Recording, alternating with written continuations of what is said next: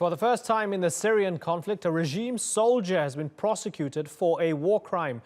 The evidence against him? A Facebook post. Mohammed Abdullah claimed asylum in Sweden in 2015, but activists recognized him from this online photo, smiling, surrounded by dead bodies. So instead of receiving refuge, he got an 8-month prison sentence for mistreating corpses. Now, the Syrian conflict has been going on for 6 years. So why is this the first time prosecutors got a conviction? Well, Yaser Tabbara is here to help us answer that question. He's a senior fellow at the Omran Center for Strategic Studies and a former spokesman for the Syrian interim government. Yaser, good to have you on the program again. So, this guy, asylum seeker, Syria, goes to Sweden, Mohammed Abdullah. These activists, notify the authorities and he's locked up for 8 months. How important is this ruling?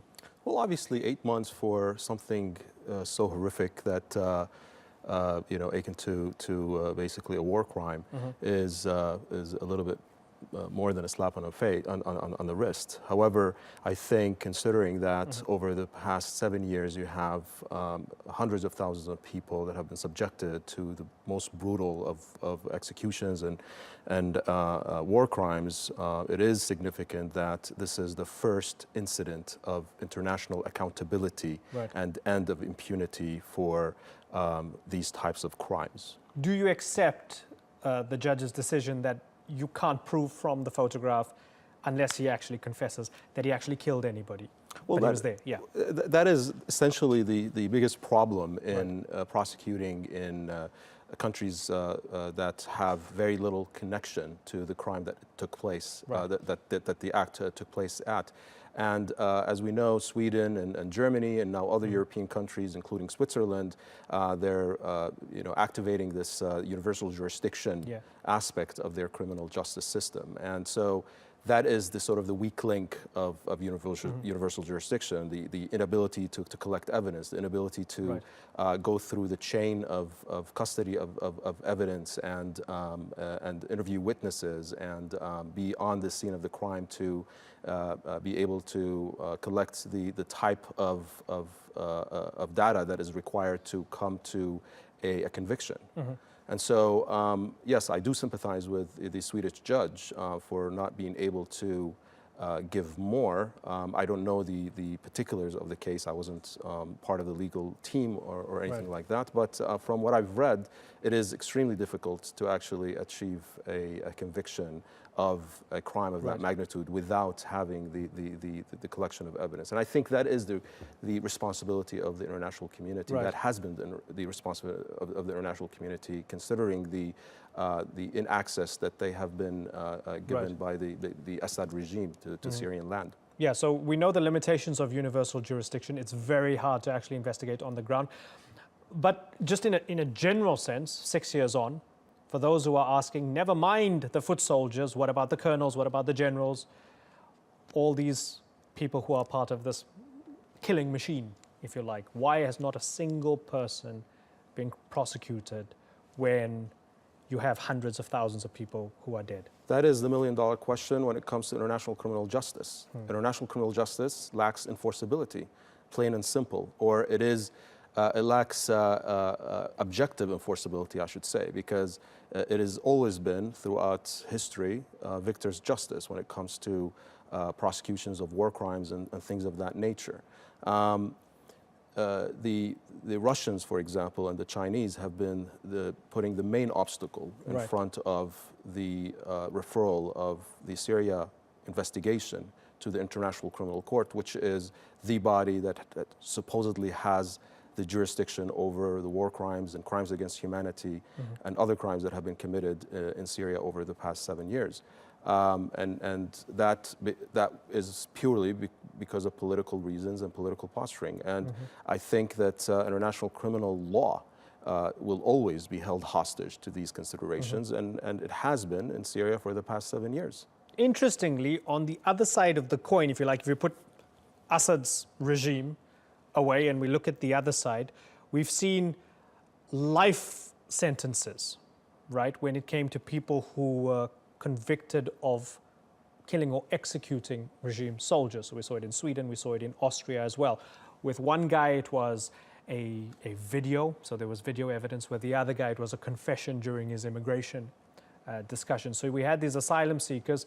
Now, they weren't Daesh members, but they joined other extremist rebel groups, and they confessed to or were found to have killed or executed Syrian regime soldiers. When those guys get life sentences, do you feel that is just? Well, again, I mean, that's something that, the legal process is an extremely technical process, and it's a very complex process. And so one cannot make any of these determinations unless they look at the evidence and evaluate it for themselves. I assume that for those types of cases, ample evidence a lot more evidence was provided than the case of Mohammed Abdullah that we saw conclude last week. But what I would like to do is just take a few steps back and take a look at the larger picture. You have now European governments, and you have now international community speaking of rehabilitating or bringing the Assad regime back into the international fold. And as you said, forget about these foot soldiers. I mean, prosecuting someone like Mohammed Abdullah is akin to prosecuting a guard at Auschwitz when the generals roam free. What really needs to happen is for these types of cases to send a clear signal to the European governments, to the politicians, to the international community that engaging with the Assad regime, when they have enabled and have directly committed and systematically committed these horrific human rights violations and this violation of international humanitarian law and international criminal law, will come with a cost. And hopefully that these types of cases, these types of convictions, small as they may be, could be somewhat of a deterrence of these political processes of rehabilitating the Assad regime and its cohorts. But there are those who would say that's not rehabilitation of the Assad regime. It's just getting a deal, no matter how bad it is. If it includes Assad, it puts out the fire. Well, at least we could leverage the issue of accountability to end the human rights abuses that are taking place as we speak. Right. Tens of thousands of detainees still suffer in Assad prisons. We have thousands of detainees that are being tortured to death as we speak. And so I think a lot of that could be, look, it has to be part of a comprehensive political package. If we're going in the direction of ending the hostilities and sacrificing a lot of the rights and a lot of the concepts of justice that have really been violated over the past 7 years, then at least we would want to do it in a way that would produce freedom and positive results for those who are suffering as we speak. Right, and you've been speaking about the big picture and the politics of it all. If you'll allow me very finally to kind of go granular again and go back to the base level of this with the foot soldiers. In a country with conscription, and we've read about, for example, Alawites who have been trying to dodge the draft and leave the country and so on. In a country with conscription, what's your take on those who might be fleeing, who might have been soldiers, who might not have committed any war crimes, but who were Syrian regime soldiers at a time when the regime was committing terrible acts and are trying to get into Europe? Do you think they should be given asylum? Well, again, it depends on what they act on their own volition and what they were forced to do. Right. This is, as you know, the asylum-seeking process in Europe and a lot of these European countries is very stringent, and they go under a lot of scrutiny and a lot of basic detailed questions as to what groups they belong to, what acts that they have committed, the circumstances around them seeking asylum.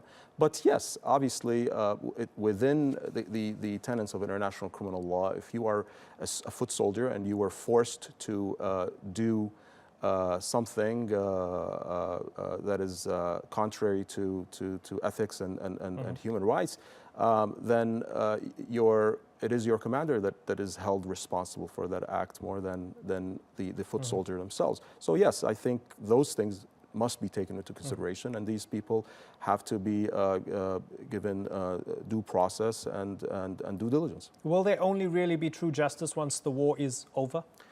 I highly doubt that. You know, the history of international criminal justice shows us that it was always a product or a function of the victorious politics of the time. And so there are many mechanisms that we can move forward in that potentially can deliver, you know, partial justice, that can deliver a certain measure of transitional peace and transitional tranquility. But to attain absolute justice is something that as Syrians, I think most Syrians have give up on. Just seeing how the dynamics of the international powers have played out in the past 7 years, especially in the past couple of years, where you have a major international power that, as we speak, has been committing war crimes by using air force in different parts of Syria. So how do you reconcile that with a transitional process that actually seeks accountability? I'm not sure. Yaser Tabbara, always a pleasure having you on the Newsmakers. Thank you.